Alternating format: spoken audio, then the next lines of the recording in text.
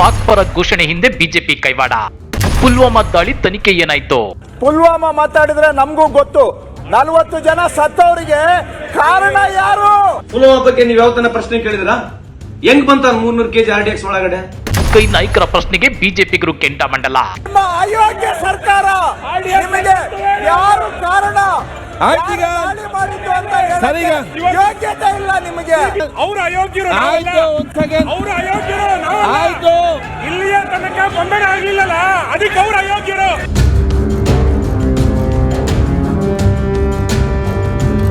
February 27ರಂದು ವಿಧಾನಸೌಧದಲ್ಲಿ ಪಾಕಿಸ್ತಾನ ಪರ ಘೋಷಣೆ ಕೂಗಿದ್ದರ ಹಿಂದೆ ಬಿಜೆಪಿ ಆರ್ಎಸ್ಎಸ್ ಕೈವಾಡ ಇದೆಯಾ? ಇಂಥದ್ದೊಂದು ಪ್ರಶ್ನೆ ಎತ್ತಿರುತ್ಯಾರು? ಅದ್ಯಕ್ಕೆ ಇಡೀ ಪ್ರಕರಣ ಇದೀಗ ಬಿಜೆಪಿ ನಾಯಕರಿಗೆ ತಿರುಗುಬಾಣವಾಗ್ತಿದೆ. ಲೋಕಸಭಾ ಚುನಾವಣಾ ಹೊಸ್ತಿಲಲ್ಲಿ ಬಿಜೆಪಿ ಹೊಸ ರಣತಂತ್ರವನ್ನ ಹೂಡುತ್ತಿದ್ಯಾ? 2019ರಲ್ಲಿ ಪುಲ್ವಾಮಾ ದಾಳಿ ನಡೆದು 40 ಯೋಧರು ಮೃತಪಟ್ಟಿದ್ರು. ಆ ಘಟನೆಯ ನಂತರವೇ ದೇಶದಲ್ಲಿ ಬಿಜೆಪಿಗೆ ಲೋಕಸಭಾ ಚುನಾವಣೆಯಲ್ಲಿ ಹೈಪ್ ಸಿಕ್ಕಿದ್ದು. ಹಾಗಾದ್ರೆ ಪುಲ್ವಾಮಾ ಉಗ್ರರ ದಾಳಿ ನಡೆದು 5 ವರ್ಷಗಳು ಕಳೆದ್ರು ಆ ಪ್ರಕರಣದ ತನಿಖೆ ಏನಾಯ್ತು? ಕೇಂದ್ರ ಸರ್ಕಾರ ಈ ಬಗ್ಗೆ ಅದಕ್ಕೆ ಸೀರಿಯಸ್ ಆಗಿ ತಗೊಂಡಿಲ್ಲ ಅಂತೇಳಿ ಕೈ ನಾಯಕರು ರೊಚ್ಚಿಗೆದ್ದಿದ್ದಕ್ಕೆ ಗೊತ್ತಾ? ಅದನ್ನ ಡೀಟೇಲ್ ಆಗಿ ತೋರಿಸ್ತೀವಿ. ಆದ್ರೆ ಅದಕ್ಕಿಂತ ಮೊದಲು ನಮ್ಮ ಚಾನೆಲ್ ಅನ್ನು ಸಬ್ಸ್ಕ್ರೈಬ್ ಮಾಡ್ಕೊಳ್ಳಿ. ಹಾಗೇನೇ ಪಕ್ಕದಲ್ಲಿರೋ ಬೆಲ್ ಬಟನ್ ಅನ್ನು ಪ್ರೆಸ್ ಮಾಡಿ. ನೂತನ ರಾಜ್ಯಸಭಾ ಸದಸ್ಯ ನಾಸಿರ್ ಹುಸೇನ್ ವಿಜಯೋತ್ಸವದ ವೇಳೆ ಪಾಕಿಸ್ತಾನದ ಪರ ಘೋಷಣೆ ಕೂಗಿದವರು ಬಿಜೆಪಿ ಆರ್ಎಸ್ಎಸ್ ನಿಂದ ತರಬೇತಿ ಪಡೆದವರೇ ಆಗಿದ್ದಾರೆ. ಹೀಗಂತ ಬಿಎಸ್ಪಿ ರಾಜ್ಯ ಉಸ್ತುವಾರಿ ಕೃಷ್ಣಮೂರ್ತಿ ಗಂಭೀರ ಆರೋಪ ಮಾಡಿದ್ದಾರೆ. ಚಾಮರಾಜನಗರದಲ್ಲಿ ಮಾಧ್ಯಮಗಳೊಂದಿಗೆ ಮಾತನಾಡಿದ ಅವರು, ಈ ಹಿಂದೆ ಮಂಡ್ಯದಲ್ಲಿ ನಡೆದ ಹನುಮಧ್ವಜ ವಿವಾದದ ವೇಳೆ ಕೂಡ ಆರ್ಎಸ್ಎಸ್ ಬಿಜೆಪಿಯ ಟ್ರೈನೆಡ್ ಕಾರ್ಯಕರ್ತರು ಪಾಕಿಸ್ತಾನ್ ಜಿಂದಾಬಾದ್ ಅಂತೇಳಿ ಘೋಷಣೆ ಕೂಗಿ ಕೋಮು ಗಲಭೆ ಸೃಷ್ಟಿ ಮಾಡಲು ಮುಂದಾಗಿದ್ರು ಅಂತೇಳಿ ಕೃಷ್ಣಮೂರ್ತಿ ಆರೋಪಿಸಿದ್ದಾರೆ.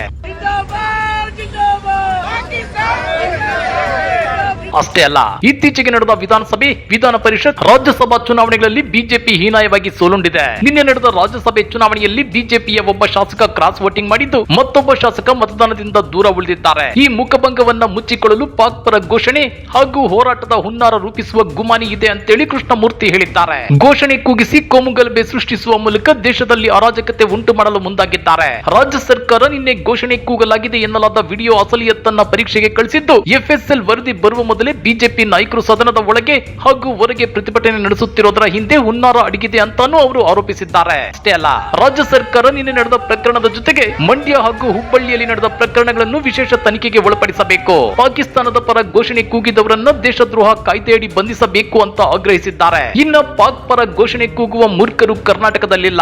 ಒಂದು ವೇಳೆ ಪಾಕ್ ಪರ ಒಲವು ಇಟ್ಟುಕೊಂಡಿದ್ದವರು ಇದ್ರೆ ಅವರನ್ನ ಪಾಕಿಸ್ತಾನಕ್ಕೆ ಕಳುಹಿಸಲಿ. ಆ ದೇಶಕ್ಕೆ ಕಳುಹಿಸಲು ಕೇಂದ್ರ ಸರ್ಕಾರ ಕಾಯ್ದೆ ರೂಪಿಸಬೇಕು. ಜನರು ಕೋಮುಗಲಭೆ ಸೃಷ್ಟಿಸುವವರ ಮಾತಿಗೆ ಮನ್ನಣೆ ನೀಡಬಾರದು ಅಂತೇಳಿ ಮನವಿ ಮಾಡಿದ್ದಾರೆ. ವಿಧಾನಸಭಾ ಕಲಾಪದಲ್ಲಿ ಪುಲ್ವಾಮಾ ದಾಳಿ ಗದ್ದಲ. 5 ವರ್ಷದ ನಂತರವೂ ತನಿಖಾ ವರದಿ ಹೊರಬಿದ್ದಿಲ್ವಾ? ಒಂದು ಕಡೆ ಪಾಕ್ ಪರ ಘೋಷಣೆಯ ಹಿಂದೆ ಬಿಜೆಪಿ ಕೈವಾಡದ ಅನುಮಾನ ವ್ಯಕ್ತವಾಗ್ತಿದೆ.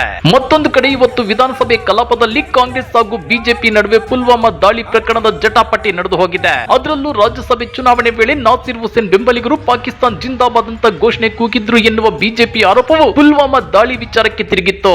ಬಿಜೆಪಿಯ ಹೇಳಿಕೆಗೆ ಕಾಂಗ್ರೆಸ್ ಸಚಿವರು ತಿರುಗೇಟನ್ನ ಕೊಟ್ಟಿದ್ದಾರೆ. ಇದರಿಂದ ಸದನದಲ್ಲಿ ಗದ್ದಲ, ಆರೋಪ ಪ್ರತ್ಯಾರೋಪಗಳ ಸುರಿಮಳೆ ಜೋರಾಗಿಯೇ ಇತ್ತು. ಕೆಲ ಹೊತ್ತು ಬಿಜೆಪಿ ಹಾಗೂ ಕಾಂಗ್ರೆಸ್ ಸದಸ್ಯರ ನಡುವೆ ಮಾತಿನ ಗದ್ದಲ ಏರ್ಪಟ್ಟು ಸದನದಲ್ಲಿ ಕೋಲಾಹಲವೇ ಎದ್ದಿತ್ತು. ಇಲ್ಲಿ ಬರೀ ಗಾಳಿಪಟ ಹಾರಿಸ್ತಾ ಇದ್ದೀರಿ. ಅಲ್ಲಿ 40 ಸೈನಿಕರು ಸತ್ತಿದ್ದು ಸುಳ್ಳು. ಅದರಲ್ಲಿ ಒಂದು ಇನ್ವೆಸ್ಟಿಗೇಷನ್ ಮಾಡಕ್ಕಾಗಿಲ್ಲ. ಆ 40 ಸೈನಿಕರ ಸಾವಿಗೆ ಕಾರಣ ಯಾರು ಅನ್ನೋ ಇನ್ವೆಸ್ಟಿಗೇಷನ್ ಅನ್ನೇ ಮುಚ್ಚಾಕಿದ್ದಾರೆ. 5 ವರ್ಷ ಆಯ್ತು. 5 ವರ್ಷ 40 ಸೈನಿಕರ ಸಾವಿಗೆ ಒಬ್ಬ ಕಾರಣಕರ್ತರನ್ನ ಹುಡುಕಕ್ಕಾಗಿಲ್ಲ. ಯಾರು ಕಾರಣ 40 ಸೈನಿಕರಿಗೆ?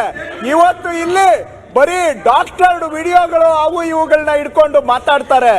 ಇನ್ನು 5 ವರ್ಷ ಆಗಿದೆ. 5 ವರ್ಷ ಆದ್ರೂ ಏನ್ ಮಾಡಿದ್ದೀರಿ? ಸುಮ್ಮ ಮಾತಾಡ್ತಾರೆ. ಅಯೋಗ್ಯ ಸರ್ಕಾರನ ಮತ್ತೆ ನಿಮ್ದು ಸುಮ್ಮ ಕಂದ್ರೆ 5 ವರ್ಷ ಆಯ್ತು. ನಿಮ್ಮ ಮನೆ ಬರ್ಕೇನು ಅದ್ರ ಬಗ್ಗೆ ನಮ್ಮ ಬಗ್ಗೆ ಮಾತಾಡ್ತೀರಿ ನೀವ್ ಇವತ್ತು. ಇದನ್ನೆಲ್ಲ ರಾಜಕಾರಣ ಬಿಟ್ರೆ ಬದಲಿ ಏನು ಗೊತ್ತಿಲ್ಲ ನಿಮ್ಗೆ. ಈ ದೇಶದ ಅಭಿವೃದ್ಧಿ ಗೊತ್ತಿಲ್ಲ. ಕುಂದರಿ ಸಾಕು ನೋಡಿದ್ದೀವಿ. ಹೌದು ವೀಕ್ಷಕರೇ, ಇವತ್ತು ವಿಧಾನಸಭೆ ಅಧಿವೇಶನದಲ್ಲಿ ಬಿಜೆಪಿ ಶಾಸಕ ವಿ ಸುನಿಲ್ ಕುಮಾರ್ ಮಾತನಾಡ್ತಾ ಕಾಂಗ್ರೆಸ್ ವಿರುದ್ಧ ಕಿಡಿಕಾರುವ ಬರದಲ್ಲಿ ಕೇಂದ್ರ ಸರ್ಕಾರ ನಡೆಸಿದ್ದ ಸರ್ಜಿಕಲ್ ಸ್ಟ್ರೈಕ್ ಬಗ್ಗೆ ಅನುಮಾನ ವ್ಯಕ್ತಪಡಿಸಿದ್ದು ಯಾವ ಪಕ್ಷ, ದೇಶ ಒಡೆದದ್ದು ಯಾರು ಅಂತೇಳಿ ಕಾಂಗ್ರೆಸ್ನವರನ್ನ ಪ್ರಶ್ನಿಸಿದ್ರು. ಈ ವೇಳೆ ಶಾಸಕರ ಭಾಷಣದ ನಡುವೆ ಮಧ್ಯಪ್ರವೇಶಿಸಿ ಏರು ಧ್ವನಿಯಲ್ಲೇ ಪುಲ್ವಾಮಾ ಹತ್ಯೆ ಕಂಡ ಘಟನೆಯನ್ನು ಉಲ್ಲೇಖಿಸಿ ಬಿಜೆಪಿಗರ ವಿರುದ್ಧ ಕಿಡಿಕಾರಿರುವ ಸಚಿವ ಕೃಷ್ಣ ಬೈರೇಗೌಡ ಅವರು ನಮ್ಮ ದೇಶದ 40 ಯೋಧರ ಸಾವಿಗೆ ಕಾರಣ ಯಾರು ಎಂಬುದನ್ನ ಜನರ ಮುಂದೆ ಹೇಳಲಾಗದ, ಪ್ರಕರಣದ ತನಿಖೆ ನಡೆಸುವ ಯೋಗ್ಯತೆಯೂ ಇಲ್ಲದ ಅಯೋಗ್ಯರು ಬಿಜೆಪಿಗರು. ಇವರು ದೇಶಕ್ಕೆ ಬೆಂಕಿ ಇಟ್ಟು ಓಟು ಹಾಕಿಸಿಕೊಳ್ಳುವುದನ್ನ ಬಿಟ್ಟು ಬೇರೇನು ಮಾಡಿದ್ದಾರೆ ಅಂತೇಳಿ ಆಕ್ರೋಶ ಹೊರಹಾಕಿದ್ದಾರೆ. ತಾವು ಅವರಿಗೆ ಯಾವ ವಿಷಯಕ್ಕೆ ಅವಕಾಶ ಕೊಟ್ಟಿದ್ದೀರಿ ಅದ್ರ ಬಗ್ಗೆ ಮಾತಾಡ್ಲಿ. ಪುಲ್ವಾಮಾ ಮಾತಾಡಿದ್ರೆ ನಮಗೂ ಗೊತ್ತು. 40 ಜನ ಸತ್ತವರಿಗೆ ಕಾರಣ ಯಾರು, ಕಾರಣ ಯಾರು ಅಂತ ಹೇಳಕ್ಕಾಗಿಲ್ಲ. ಆಯ್ತು, ನಿಮ್ಮ ಅಯೋಗ್ಯ ಸರ್ಕಾರ, ನಿಮಗೆ ಯಾರು ಕಾರಣ ಮಾಡಿದ್ದು ಅಂತ ಯೋಗ್ಯತೆ ಇಲ್ಲ ನಿಮಗೆ. ನೀವು ಹೀಗೆ ಮುಂದುವರಿಸಬೇಕಾ? ಅದಕ್ಕೆ ಇದನ್ನು ಪರಿಹಾರ ಆಗ್ಬೇಕು. ಅಯೋಗ್ಯರು ಇವರು. ಆಯ್ತು, ಅಯೋಗ್ಯ ಸರ್ಕಾರ. ಸರಿಗ ಅನಿಸೀಗ ಅಯೋಗ್ಯ ಅಯೋಗ್ಯ ಅಯೋಗ್ಯ ನೀವು. ಅವ್ರು ಹೀಗೆ ಹೇಳ್ತೇವೆ, ನೀವು ಮತ್ತೆ ನೀವು ಹೇಳ್ತೇನೆ.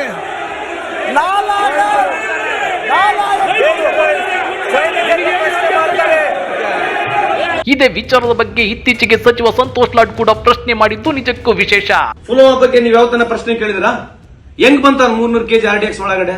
ಆ 300 kg RDX ಬರೋದಿರ್ಲಿ, ಆ ವ್ಯಾನ್ 3 ಸಲ ತಿರುಗಾಡತ್ತೆ. ಆ ವ್ಯಾನ್ 3 ಸಲ ತಿರುಗಾಡತ್ತೆ.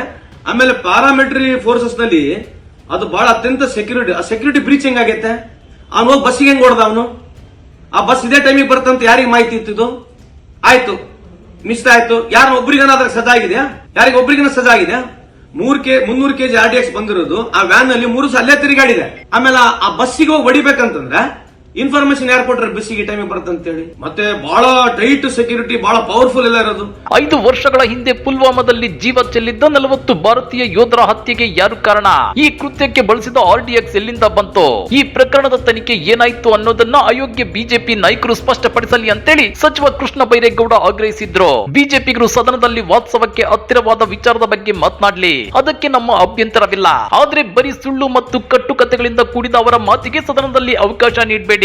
ಬಿಜೆಪಿ ನಾಯಕರು ಸದನದ ಒಳಗೆ ಮತ್ತು ಹೊರಗೆ ಬೆಂಕಿ ಹಚ್ಚುವ ಕೆಲಸದಲ್ಲಿ ನಿಷ್ಣಾತರು. ಅದರಲ್ಲೂ ಬಿಜೆಪಿ ಶಾಸಕ ವಿ ಸುನೀಲ್ ಕುಮಾರ್ ಅವರು ಉದ್ದೇಶಪೂರ್ವಕವಾಗಿ ಪ್ರಚೋದನಾತ್ಮಕ ಮಾತುಗಳನ್ನು ಆಡುತ್ತಿದ್ದಾರೆ ಅಂತೇಳಿ ಕೃಷ್ಣ ಬೈರೇಗೌಡರು ಟೀಕಾ ಪ್ರಹಾರ ನಡೆಸಿದ್ದಾರೆ. ನಾವು ತಾಳ್ಮೆಯಿಂದ ಇದ್ದೇವೆ ಎಂಬ ಕಾರಣಕ್ಕೆ ಅವರು ದುರ್ಲಾಭ ಪಡೆದುಕೊಂಡು ವಾಸ್ತವ ಬಿಟ್ಟು ಪ್ರಚೋದನೆಯ ಮಾತುಗಳನ್ನು ಆಡುತ್ತಿದ್ದಾರೆ. ನಮ್ಮ ತಾಳ್ಮೆ ಪರೀಕ್ಷೆ ಮಾಡುವುದೇ ಅವರ ಉದ್ದೇಶವಾಗಿದೆ. ದೇಶದ ವಿಭಜನೆಗೆ ಯಾರು ಕಾರಣ ಎಂಬ ಬಗ್ಗೆ ಚರ್ಚಿಸಲು ನಾವು ಸಿದ್ಧರಿದ್ದೇವೆ. ಆದ್ರೆ ಇಂದು ಅವರು ಅಸಲಿ ವಿಚಾರದ ಬಗ್ಗೆ ಮಾತನಾಡಲಿ, ವಿಷಯಾಂತರ ಬೇಡ ಅಂತೇಳಿ ಸಚಿವ ಕೃಷ್ಣ ಬೈರೇಗೌಡ ಅವರು ಕಿಡಿಕಾರಿದ್ದಾರೆ. ಕೃಷ್ಣ ಬೈರೇಗೌಡರ ಮಾತಿಗೆ ಸಚಿವ ಪ್ರಿಯಾಂಕ್ ಖರ್ಗೆ ಕೂಡ ದನಿಗೂಡಿಸಿದ್ದಾರೆ. ಇನ್ನ ಬಿಜೆಪಿಯನ್ನ ಅಯೋಗ್ಯ ಎಂದಿದ್ದಕ್ಕೆ ಕೆರಳಿದ ಶಾಸಕ ವಿ ಸುನೀಲ್ ಕುಮಾರ್ ಅವರು ಉಡುಪಿಯ ಪ್ರಕರಣವನ್ನ ಉಲ್ಲೇಖಿಸಿ ಕಾಂಗ್ರೆಸ್ ನಿಲುವನ್ನ ಕುಟುಕಿದ್ರು. ಈ ನಡುವೆ ಕಾಂಗ್ರೆಸ್ ಹಾಗೂ ಬಿಜೆಪಿ ಸದಸ್ಯರ ನಡುವೆ ಮಾತಿನ ಚಕಮಕಿ ಜೋರಾಗಿ ಸಭಾಧ್ಯಕ್ಷರು ಸುಮ್ಮನಾಗಿಸಬೇಕಾಯಿತು. ಹಾಗಾದ್ರೆ ಪಾಕ್ ಪರ ಘೋಷಣೆಯ ಬೆನ್ನಲ್ಲೇ ಕಾಂಗ್ರೆಸ್ ಮತ್ತು ಬಿಜೆಪಿ ನಾಯಕರ ನಡುವೆ ನಡೆಯುತ್ತಿರೋ ಈ ಮಾತಿನ ಸಮರದ ಬಗ್ಗೆ ನೀವೇನಂತೀರಾ? ಕಮೆಂಟ್ ಮಾಡಿ, ವಿಡಿಯೋ ಲೈಕ್ ಮಾಡಿ, ಶೇರ್ ಮಾಡಿ. ಇಂಥ ಮತ್ತಷ್ಟು ರೋಚಕ ರಾಜಕೀಯ ಸುದ್ದಿಗಳನ್ನ ಮಿಸ್ ಮಾಡದೆ ನೋಡ್ಬೇಕು ಅಂದ್ರೆ ನಮ್ಮ ಯೂಟ್ಯೂಬ್ ಚಾನೆಲ್ ಅನ್ನ ಸಬ್ಸ್ಕ್ರೈಬ್ ಮಾಡ್ಕೊಳ್ಳಿ.